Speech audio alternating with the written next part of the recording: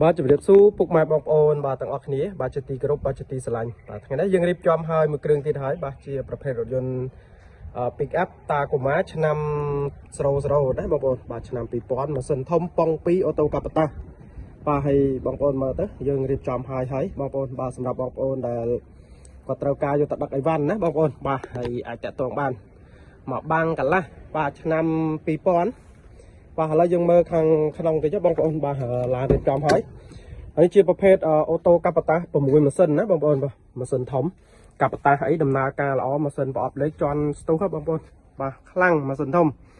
បាទសម្រាប់បងប្អូនយកទៅដឹកអីវ៉ាន់អាចតាក់ទងមកបងប្អូនបាទអាចតាក់ទងមកហើយនៅស្អាតកាយ៉ៅធ្នេកាយ៉ៅអីនៅទាំងអស់បងប្អូននេះកាយ៉ៅ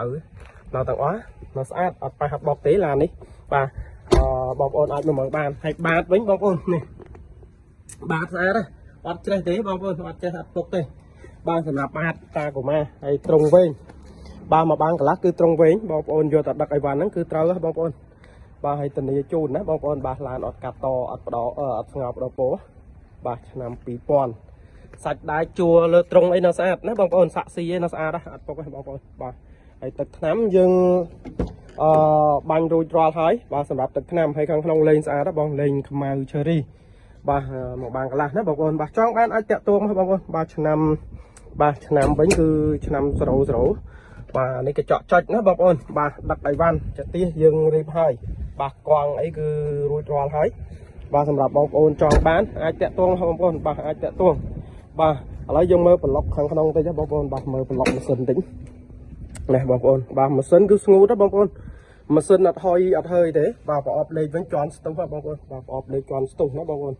បាទសាក់ស៊ីឯនៅស្អាតមុខអីអត់ប៉ះអត់បុកទេណាបងប្អូនដល់គ្នាបាទហើយសម្រាប់បងប្អូនដែលគាត់ចង់បានបាទរថយន្តរៀបចំហើយលក្ខណៈរថយន្តយកទៅដឹកណាបងប្អូនបាទឆ្នាំ00ពណ៌សណាបងប្អូនបាទសស៊ីន